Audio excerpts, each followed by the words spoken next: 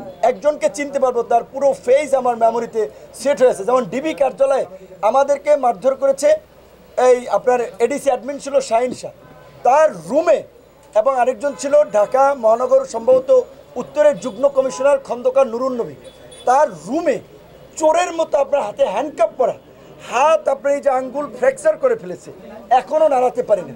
তাদের চোখ খোলা অবস্থায় মেরেছে শাহিন শাহ, নুরুন নবী, তাদেরকে তো আমরা চিনি। এবং আরও যারা এই যে মেরেছে, এটা কিন্তু ওই শাহিন শাহ নুরুন নবীদেরকে ধরলেই কিন্তু বের হয়ে যাবে। এবং এটা শুধু বিপিনুর একা মার খেয়েছে এইটা না, অনেকে সামাজিক অবস্থানের কারণে নেতাকর্মীরা ডিমোটিভেট হবে, এই কারণে মায়ের খেয়ে রক্তাক্ত হয়ে নতুন পাঞ্জাবি পরে আদালতে হাজির হয়েছে। কিন্তু আমি বলেছিলাম যে জামাতের সেক্রেটারি জেনারেল একজন মুরব্বী মানুষ, তার মতো মানুষের গায়ে হাত তুলেছে। জাতীয় দলের ফুটবলার আমিনুল সাহেব ছিলেন, এই যে ঢাকা মহানগর দক্ষিণের মজনু ভাই, উত্তরের নীরব ভাই, তাদের মতো মানুষকেও ঝুলিয়ে মেরেছে। এইটা বললাম আপনাদেরকে। তো কাজী এই যে আয়নাঘরের এই দুর্বৃত্তরা, এদের বিরুদ্ধে তো অবশ্যই ব্যবস্থা নিতে হবে, না হলে তো এই আয়নাঘরে আবার জন্ম হবে। এবং আয়নাঘর কোথায় কোথায় আছে, আয়নাঘরে আরও যারা বন্দী আছে তাদেরকে অবশ্যই মুক্ত করতে হবে, এবং আমরা আয়নাঘর ভেঙে তছনছ করে দেবো। এই বাংলাদেশে কোনো আয়নাঘর ঠিক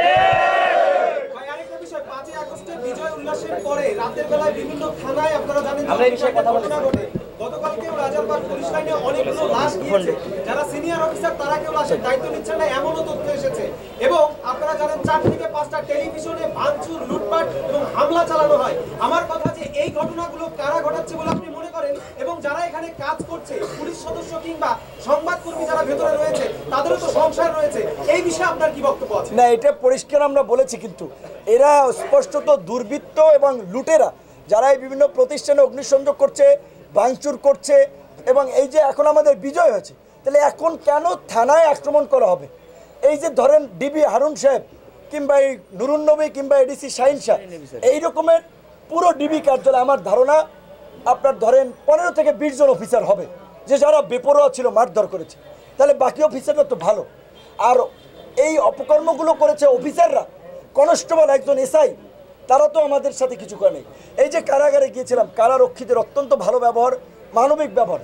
তাহলে কেন একজন নিরীহ কনস্টেবল এসআইকে মারা হচ্ছে? অস্ত্র লুট করা হচ্ছে। থানার অস্ত্র কারা লুট করবে? এই অস্ত্র কোথায় নিয়ে যাবে? তো এটা স্পষ্টত দেশে আরেকটা নৈরাজ্য। এবং এই ধরনের পরিস্থিতিতে আপনারা জানেন যে 75-এর পর বিভিন্ন কু পাল্টা কু হয়েছে, কাজেই এখনও কিন্তু কু পাল্টা কু, নতুন ষড়যন্ত্র হওয়ার সমূহ সম্ভাবনা রয়েছে। তাই আমি সমস্ত দেশবাসীকে বলবো, আমাদের সজাগ থাকতে হবে। অন্তর্বর্তীকালীন সরকার, আমরা প্রেসিডেন্টকে বলবো আজকের মধ্যে ঘোষণা দিতে, কারণ সরকার ঘোষণায় যত দেরি হবে তত ষড়যন্ত্র ডালপালা মিনবে, তত নানান ধরনের অনাকাঙ্ক্ষিত ঘটনা ঘটবে। আলোচনা মতামত তো দিয়েছেন, এখন কেন লেট করছে? এই লেট করার মধ্যে দিয়ে কিন্তু দুর্বৃত্তদেরকে সুযোগ দেওয়া হচ্ছে।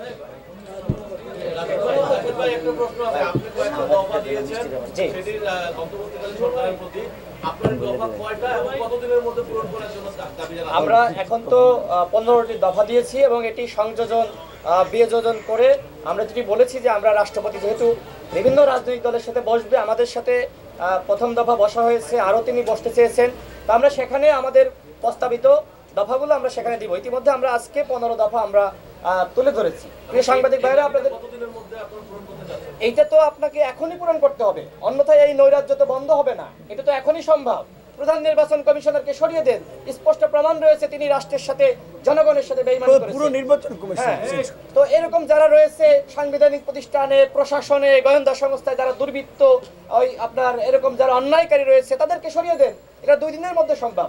সুতরাং আমরা মনে করি এটা আগামী 48 ঘন্টার মধ্যে আমরা যে প্রস্তাবনাগুলো ইতিমধ্যে গণমাধ্যমের সম্মুখে জাতির সামনে হাজির করেছি, সেটি আগামী 48 ঘন্টার মধ্যে বাস্তবায়ন করতে হবে। অন্যথায় যেটি আমাদের সভাপতি বলেছে যে আমাদের নেতৃত্বে এই সকল দুর্বৃত্তদের, যারা এতদিন মানুষকে গুম করেছে, খুন করেছে, তাদেরকে দাঁত ভাঙা জবাব দেওয়া হবে। এবং নতুন ভাবে যারা এখন লুটপাট করছে, অন্যায় করছে, সংখ্যালঘুদের উপর হামলা করছে, এবং একই সাথে থানা ঘেরাও করছে, পুলিশ প্রশাসনের উপর হামলা করছে। গতকালও একজন পুলিশের ঊর্ধ্বতন কর্মকর্তা সহধর্মিনী আমার সাথে যোগাযোগ করেছে। তিনি বলছেন যে ভাই, আমার হাজবেন্ড একজন সৎ অফিসার, আমার দুজন মেয়ে তাদেরকে নিয়ে আমি ঢাকা শহরে পালিয়ে রয়েছি, আমার হাজবেন্ড রাজশাহীতে কর্মকর্তা, সেও পালিয়ে রয়েছে। তো এরকম পুলিশের মধ্যে অসংখ্য ভালো মানুষ রয়েছে। সুতরাং আমরা সকল পুলিশকে আমরা কখনোই দোষী বলতে পারি না। সুতরাং এটি বন্ধ করতে হবে।